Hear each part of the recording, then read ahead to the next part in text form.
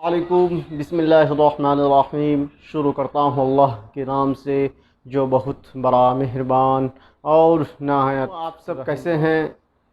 मुझे पता है कि आप सब ठीक ठाक, और अगर ठीक ठाक नहीं भी हैं तो सरकार आपके लिए क्या व्यवस्था कर रही है। सरकार पूरा दुनिया में कोरोना के महामारी है। कोरोना से लोग मर रहे हैं, हर जगह मर रहे हैं, लाखों में, अरबों में, खरबों में, करोड़ों भी मर रहे हैं। मगर पूरे दुनिया में सारे देश मिलके हॉस्पिटल्स बना रहे हैं, वेंटिलेटर्स की तैयारी कर रहे हैं, हर एक चीज़ की तैयारी कर रहे हैं। मगर हमारी सरकार क्या कर रहा है? हमारी सरकार राम मंदिर बना रहे हैं अमित शाह गृह मंत्री के और शिवराज चौहान के बारे में, कि शिवराज चौहान कोरोना में पॉजिटिव पाया गया है, 3 बार टेस्ट हो गया, उसके बाद भी नेगेटिव नहीं आ रहा है, पॉजिटिव ही आ रहा है। ये भी एक अल्लाह का करिश्मा, अल्लाह का कुदरत का करिश्मा कि इतना टेस्ट के बावजूद भी नेगेटिव ही आ रहा है। और वैसे भी हमको भी लगता है कि शायद पाप का घड़ा भर गया है। अगर वैसे भी नहीं भरा है, आप सारे वीडियोस फुटेज देखते हैं और आप स्क्रीन पर भी देख रहे हैं कि हॉस्पिटल का कैसा हाल है। 10-10, 20-20 आदमी रह रहे हैं। तो मोदी सरकार बता रहे हैं कि आत्मनिर्भर बनिए। तो ये सब हालात में कैसे आदमी आत्मनिर्भर बनेंगे या कैसे आपके ऊपर गर्व करेंगे, कैसे करेंगे? क्योंकि सरकार कोई भी सुविधा नहीं दे रहा है, इसकी कमी है। मगर उसके बावजूद भी सारे सिस्टम ठप पड़ा हुआ है। उसके बावजूद भी अन्य भक्तों को कुछ दिखता नहीं। अन्य भक्ति करते हैं और इसका जिंदगी अन्य भक्ति करते ही गुजर जाएंगे, अन्य भक्ति करते गुजर जाएंगे। इसके अलावा और कुछ नहीं कर सकता है, कुछ नहीं कर सकता है। सारे सिस्टम ठप पड़ा हुआ है, गरीब आदमी मर रहे हैं, मगर उसके लिए कोई व्यवस्था नहीं है। जो दोनों बीमारी में वो बंदा शिवराज चौहान पॉजिटिव है। आप फुटेज में देख सकते हैं, उसके बावजूद भी राखी बनवा रहा है। आप सोच सकते हैं कि कोरोना ये फैला रहा है कि जिस तरीके से कुछ दिन पहले सारे मीडिया वाला, सारे बीजेपी वाले और सारे हिंदुत्व आइडियोलॉजी वाले जिस तरीके से प्रचार और प्रसार कर रहे थे कि तबलीग वाले कोरोना फैला रहे हैं, तो आप इस फुटेज को देख के अंदाज़ा लगा सकते हैं कि कोरोना तबलीग वाला फैला रहे हैं कि बीजेपी वाला फैला रहे हैं। कुछ दिन पहले बिहार में भी देखा था कि 19 से 20 आदमी को कोरोना पॉजिटिव निकल गया है। कुछ दिन पहले ही आप लोग देखे थे। तो अनभक्तिगिरी मत कीजिए, क्योंकि ये पॉलिटिक्स है बेटा, समझे? तुम्हारा नहीं होगा, नहीं हमारा होगा, समझे? उसको अपना सत्ता से प्यारा है।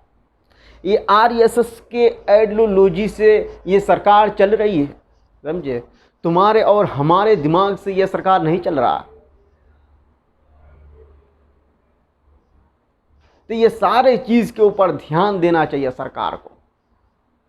अब मुझे ये भी बात पता है कि ये सारा सिस्टम सब किसी को पता है, सब किसी को पता है। मैं ये भी नहीं समझता कि आप लोग नहीं समझते हैं। मुझे जहाँ तक यकीन है कि आप लोग बहुत समझदार हैं और समझते भी हैं और हर एक चीज़ को बारीकी की तरह से आप लोग देखते भी हैं, मगर बस उसको बोलना ज़रूरी है। अगर नहीं बोलेंगे, सिर्फ अगर एक बंदे के ऊपर कोई भी हो, चाहे डॉक्टर कपिल खान हो, चाहे कोई भी हो, सिर्फ एक बंदे के ऊपर अगर छोड़ देंगे तो उस बंदा को उठा करके ये लोग जेल में डाल देंगे।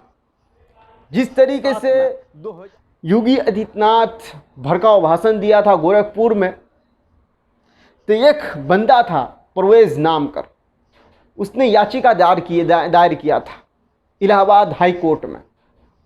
तो जब 2017 में इसका सरकार आया तो उस बंदे को ये लोग उठा करके उम्र कैद का सज़ा सुना दिया। उम्र कैद का सज़ा सुना दिया, आप सोच सकते हैं। तो ये सरकार आप देख सकते हैं कि ये सरकार सिर्फ बदले का राजनीति कर रहा है। ये संविधान के ऊपर राजनीति नहीं कर रहे हैं, नहीं संविधान के मान मर्यादा के ऊपर ये लोग राजनीति कर रहे हैं। ये लोग मनमानी चाहे सावरकर हो, चाहे गॉडसे हो, समझे, आरएसएस हो, ये लोग उसके ऊपर ये लोग राजनीति कर रहे हैं और उसके आइडियोलॉजी से ये लोग सरकार चला रहे हैं। बाबरी मस्जिद को जब तोड़ा गया था वो मंदिर बनाने के लिए नहीं, हम पूरे विस्तार से कल बात करेंगे, वो सिर्फ सरकार बनाने के लिए, इसके अलावा और कुछ नहीं। तो मैं कह रहा था कि अगर एक आदमी अगर बोलेंगे तो उसको उठा करके ये लोग जेल में डाल देंगे, मरवा देंगे, कुछ भी करवा सकते हैं ये लोग, समझे, क्योंकि इन लोगों को सत्ता से प्यार है, किसी गरीब से या किसी इंसान से इन लोगों को प्यार नहीं है, समझे। गाय के नाम से किसी को भी मार सकते हैं। तो अगर सब आदमी अगर एकजुट होकर आवाज़ उठाएगा, जिस तरीके से एनआरसी के समय, CAA के समय जिस तरीके से सब कोई आवाज़ उठा रहे थे, उसी तरीके से सब किसी को आवाज़ उठाना पड़ेगा, सब किसी को एकजुट होना पड़ेगा और एकजुट होकर पूरी लड़ाई को लड़नी पड़ेगी। चाहे वो मुसलमान हो, चाहे वो सिख हो, चाहे वो दलित हो, चाहे वो आदिवासी हो, जितने भी हैं सब किसी को एकजुट होके लड़ाई लड़नी पड़ेगी, लड़ाई जीतनी पड़ेगी, तब उसके बाद हमारी कामयाबी होगी। उसके बाद संविधान के हिसाब से चलेगा। जब तक ऐसा रहेगा तब तक संविधान को ना ही माना जाएगा और ना ही संविधान को फॉलो किया जाएगा। संविधान को सिर्फ नाम से जाना जाएगा और संविधान को उठा करके ताक में रख दिया जाएगा, सिर्फ और सिर्फ देखने के लिए, इसके अलावा और कुछ नहीं। तो इस वजह से मेरे सारे दोस्तों से, सारे भाइयों से मेरा अपील है, बोलने की आदत डालो। आप लोग अभी जिंदा हैं, मरे नहीं, बोलने की आदत डालो। बस मुझे इतना ही कहना था। अस्सलामु अलैकुम, जय हिंद, जय